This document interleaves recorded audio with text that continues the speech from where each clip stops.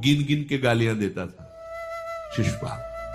ये जब शिशुपाल प्रकट हुआ तो बुआ का ही लड़का था, 4 भुजाएं थी। तो इसके जन्म उत्सव के समय फिर श्री कृष्ण बलराम जी भी गए हुए थे। तो आचार्य ने जन्म कुंडली उस समय बाची कि महावीर होगा, ऐसा ऐसा सब वर्णन करते रहे और कहा ये उन्हीं के हाथ से मारा जाएगा जिसकी गोद में डालने पर इसकी 2 भुजाएं हट जाएंगी। तो वहां जितने आए हुए थे रिश्ते नातेदार, समाज के श्रेष्ठ श्रेष्ठ जन, सबकी गोद में शिशुपाल को, और जे भी भगवान श्री कृष्ण की गोद में डाले 2 भुजाएं गिर गई। रो करके उनकी बुआ ने कहा कि मैं भिक्षा मांगती हूं कि मेरे बालक की आपके हाथ से हत्या नहीं होनी चाहिए। का 100 अपराध तक मैं इसे बिल्कुल कोई दंड नहीं दूंगा, वचन देता हूं।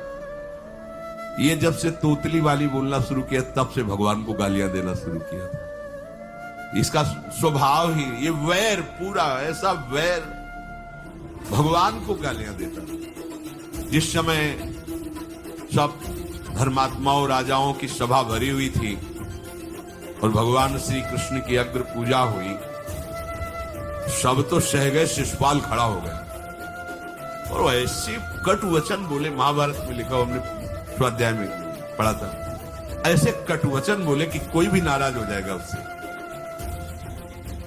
तो पहले भीमसेन खड़े हुए और कहा अपने बड़ों का सम्मान करना सीख, क्योंकि भाई ही लगता है। जैसे कुंती बुआ, ऐसे भगवान की वो बुआ का दूसरा है। सम्मान करना सीख, अगर तू ऐसे ही बोलता रहा तो यही मैं तेरा गला काट दूंगा। ऐसे का बैठ जा ब्रिकोदर, बहुत खाने वाला, तू क्या मेरे से लड़ेगा। भगवान ने भी इशारा कर दिया। जब देखा कि ये बोलता ही चला, भीष्म जी खड़े हुए और भीष्म जी ने कहा मैं श्री कृष्ण के चरण आसक्ति चित्त वाला हूं, अगर अब एक भी शब्द यहां बोला इसने तो मैं किसी की नहीं सुनूंगा, इसको नष्ट कर दूंगा। और दोनों सभाओं के सर पर पैर रखता हूं, जो श्री कृष्ण का विरोध करे उसके लिए मैं पर्याप्त हूं। भगवान ने कहा चुप रहो, शांत रहो, सबको बैठा ला। वो गिनती शुरू की, 98, 99 का शिशुपाल सावधान, जो तुम्हारी माता को वचन दिया था बस एक शब्द रह गया है, आगे मुझे दोषी कोई न ठहराए। 100 तक क्षमा करने की बात कही थी। जे ही, वो तो रुकने वाला थोड़ी था, जे ही आगे बोला सुदर्शन जी के द्वारा उसका वो परम उद्धार हुआ जो बड़े बड़े ऋषि मुनियों के लिए बड़ा दुर्लभ पद कहा गया है। गोपीजनों ने सौंदर्य माधुर्य निधि भगवान को अपना कांत माना, प्रीतम माना। एक ही वृत्ति, कितनी गजब की वृत्ति गोपीजनों की है कि सब कार्य करते हुए कृष्णाकार वृत्ति है। बेचने दही जा रहे हैं, बोल रहे कोई कृष्ण ले ले, दामोदर ले ले, माधव ले ले। कैसी वृत्ति है, देखो कैसी उच्च कोटि की अवस्था है। किसी भी भाव से हमारे प्रभु से जुड़ जाए तो इच्छा द्वेष दोनों से वो मुक्त हो जाए। और जब तक ये ठीक है, ये बेठीक है, इस तरह के द्वंद्व तुम्हारे हृदय में बने रहेंगे, तब तक मूढ़ता रहेगी और उससे पतन होता रहेगा। संसार का संबंध दृढ़ होता है इच्छा से। बहुत सुंदर बात है। संसार का संबंध दृढ़ होता ही है इच्छा से। इच्छा खत्म, संसार का संबंध खत्म। कितनी बढ़िया बात है। पर हम भागे घूम रहे हैं इच्छाओं की पूर्ति के लिए। जब एक बता दिया कि समुद्र है भगवान, जो चाहिए इन्हीं से क्यों नहीं, पर इनसे मिलने के लिए भी तुम्हें शराब छोड़ना पड़ेगा, तुम्हें मांस छोड़ना पड़ेगा, व्यभिचार छोड़ना पड़ेगा, गंदे चिंतन छोड़ने पड़ेंगे। वो राजी नहीं हो तो करो पाप और चाहो सुख। ऐसा कैसे हो सकता है? यही है जीव की परेशानी, यही है। वो ये चाहते हैं कि हे संत महात्मा, हे भगवंत, हमको छूट दो, हम खूब गंदे आचरण करें और आप हमसे सेव संतरा रुपया पैसा ले लो और आप ऐसा आशीर्वाद दो कि हमारी उन्नति होती रहे, दुख न मिले, हमें सुख ही मिलता है। कभी स्वप्न में भी नहीं हो सकता। तब लग कुशल न जीव को सपने हूं मन विश्राम, जब लग भजत न राम को शोक धाम तज काम। ये दुखों का खजाना काम अर्थात इच्छा इसका त्याग करके भगवान की शरण में होकर जब तक नाम जप नहीं करोगे, स्वप्न में भी तुम्हें विश्राम नहीं मिलेगा। और नाम जप एक गंदे आचरण करने वालों के हृदय में नहीं हो सकता। नाम परम पवित्र है। ये तभी होगा जब आपका खान पान सात्विक हो, आपका वातावरण सात्विक हो, आपका बोलना उठना बैठना सब सात्विक हो, तब नाम भगवान कृपा करेंगे आपकी जिह्वा। फिर कौन सी इच्छा रह जाएगी? कौन सी इच्छा रह जाएगी? अरे आप विश्वास कीजिए, ये जितनी इच्छाएं हैं सब स्वाप्निक हैं। जब आप सच्चा विवेक धारण करेंगे तो आपसे पूछा भी जाएगा कि जबरदस्ती केवट से कह रहे ले लो, वो कह रहा आप कछुनाथ न चाहिए, मोरे नहीं चाहिए। प्रहलाद जी कह रहे वरदान मांगो, हमारी आज्ञा का पालन करो, तो कह रहे हाँ आपकी आज्ञा का पालन करता हूं, हे नाथ मुझे यही वरदान दीजिए कि आपसे भी कोई इच्छा न रहे। ये वरदान मांगो कि आपसे भी कोई इच्छा। आप सोचो क्या है ऐसा भागवतिक रस कि जिसको वो मिला तो भगवान से भी कह देते हैं। और भक्त तो बड़े विचित्र विचित्र है, वो भगवान से कहते तुम्हारी इच्छा क्या है प्यारी, बोलो हम पूर्ण करते। तुम्हारी इच्छा क्या है? हमारी तो कोई इच्छा नहीं, आप बोलो आपकी इच्छा क्या है, आप क्या चाहते हो, मैं कैसे आपको रिझाऊं। जब कामना को लेकर के मनोवृत्ति का प्रवाह संसार की तरफ होता है, तब ये कामना ही हमें राग द्वेष में बांध देती है। जो महापुरुषों ने उपासना करके शास्त्र स्वाध्याय करके अनुभव किया है, उसे ध्यान से सुनो। इच्छाओं से बचने का उपाय, इच्छा ही आपके बंधन का कारण है, इच्छा ही जन्म मरण का कारण है। इच्छाओं से बचने का उपाय, कर प्रमाद मत बनो आलसी, करो सुचारु रूप से काम, अपना काम स्वयं करने में लाज बड़प्पन तजो तमाम। पहली बात, शरीरधारी को किसी दूसरे शरीर से अपने शरीर की सेवा तब तक नहीं लेनी चाहिए जब तक बीमार ना हो जाए, असमर्थ ना हो जाए, चाहे गृहस्थ में हो चाहे विरक्त में हो। ध्यान दीजिए, आप चाहे आपकी पत्नी हो, पुत्र हो, परिवार हो, आप उनके सेवक हैं, क्योंकि वो सब प्रभु के जन हैं। इस भावना से रहोगे, कभी नाराज नहीं होगे, कभी गुस्सा नहीं आएगा, कभी झगड़ा नहीं होगा। अगर आप अपने को ये माने कि प्रभु मेरे परिवार में आए हुए हैं, मुझे अपने कर्तव्य का पालन करना है, आप तो कहीं झगड़ा साक्षात्कार पर ऐसा कौन मानता है। अच्छा, साधु वेश में ये जरूर सावधानी रखनी चाहिए। ध्यान देकर सुनिए, जब तक आपका शरीर स्वस्थ है, आप किसी से किसी भी प्रकार की सेवा स्वीकार न करें, प्रकार की सेवा स्वीकार न करें। भिक्षान्न के सिवा कोई भी सेवा स्वीकार न करें। अपने शरीर की सेवा तब तक करें जब तक आपका शरीर असमर्थ नहीं हो जाता। असमर्थ हो गए तो फिर हरि ही करें आकर स्वयं, या किसी को भेज दें, उनके बस की बात है। देखो माधवदास बाबा की लंगोटी स्वयं श्री ठाकुर जी महाराज धो रहे हैं। तब तक हमने अपने बड़े संतों को देखा है, बिल्कुल किसी भी तरह की कोई सेवा नहीं स्वीकार करते। अपनी दिनचर्या अपने हाथ से, अपने शरीर की पूरी। आपको क्या हो गया है? आप भी वैसे चलो जैसे गुरुजन चले हैं, भिक्षान्न के सिवा। आप अपनी किसी भी तरह की सेवा किसी से मत करवाइए। आप देखो इच्छाओं का दमन होना शुरू हो जाएगा, यहीं से इच्छाओं का दमन शुरू हो जाता है। आप सच्ची मानिए, ये जो आप शरीर सुख की आकांक्षा से दूसरे से सुख लेने की इच्छा करते हैं, यही तुम्हारे बंधन का कारण है, यही तुम्हारी दुर्गति, यही तुम्हारी कमजोरी है। जब तक शरीर स्वस्थ रहे, किसी से किसी भी तरह की सेवा मत लो, और अधिक से अधिक सेवा करने का भाव रखो। सुधार, हमें सेवा करना है, सेवा लेना नहीं है। जब तक सेव्य का साक्षात्कार ना हो जाए या शरीर असमर्थ ना हो जाए, तब तक ये नियम दृढ़ रखना चाहिए।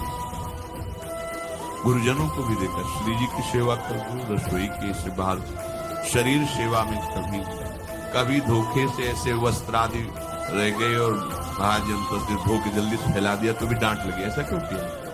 रखे थे महाराज जी ने ऐसा कर नहीं, जब तक हम कहें नहीं तब तक नहीं। आज भी सरकार अपने ही हाथ से श्री जी को भोग लगा के ही, साहब हैं पर वो अपने ही हाथ से 2 रोटी भोग बना के।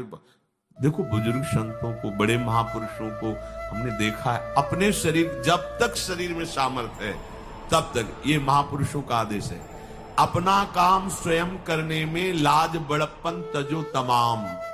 अपना काम करने के लिए आप किसी को भी आदेश मत करें, किसी की भी सेवा स्वीकार न करें।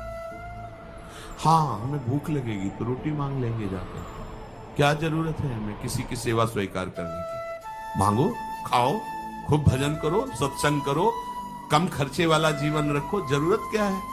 जो जरूरत है गली चलते दे देंगे भगवान, विश्वास करो, गली चलते दे देंगे। विरक्त गृहस्थ धर्म पूर्वक कमाओ, जितनी आवश्यकता प्रभु दे देंगे। ऐसा कोई त्रिभुवन में नहीं जिसकी आवश्यकता की पूर्ति न होती हो। अनावश्यक तुम्हारी मांगे जो हैं वही तुम्हें दुख दे रही है। आवश्यक व्यवस्था सबको भगवान दिए हुई है, अनावश्यक मांग के लिए तुम्हें फिर फंसना होगा। ये तुम्हारी अनावश्यक मांगे हैं, ये हो जाए, वो हो जाए, वो जो आपको जीवन जीने के लिए जरूरी है, धर्म पालन के लिए जरूरी है, वो बिना मांगे भगवान दे रहे सबको। देख लो, हाँ कि भाई हमको उस परिकर में रहना है, उस कोर्ट से रहना है, वो सब VIP, तो हमको भी उस कोर्ट का, ये मांगे हैं तुम्हारी। तुम्हारा प्रारब्ध जितना है उतना तुम्हें मिलेगा, जो आवश्यक है वो तुम्हें मिलेगा। अनावश्यक मांगे करोगे फंसोगे, अधर्म में कूदना पड़ेगा तुम्हें। हाथ पैर सब साधन प्रभु ने दिए, दया कर तुम्हें समान, फिर क्यों उनसे काम न लेते, क्यों रखते हो झूठी शान। तुम्हारी सेवा के लिए तुम्हारे पास हाथ है, तुम्हारे चरण है, तुम्हें बुद्धि दी है, दूसरे से क्यों सेवा स्वीकार करते हो? प्रभु ने दया करके उद्धार के लिए तुम्हारे पास पूरी सामग्री दे दी, उसका प्रयोग करो। तन मन दोनों का हित करता, निश्चय शारीरिक श्रम युक्त। देखो ये है, जिसने अपना परम मंगल ठाना है वो शरीर को कभी प्रमाद में नहीं रखता, चाहे गृहस्थ हो चाहे विरक्त हो। ये आलस्य प्रमाद किसी के लिए भी ठीक नहीं है। नियत समय तक सो जाओ, इसके बाद खूब मेहनत करो, चाहे गृहस्थ हो चाहे विरक्त।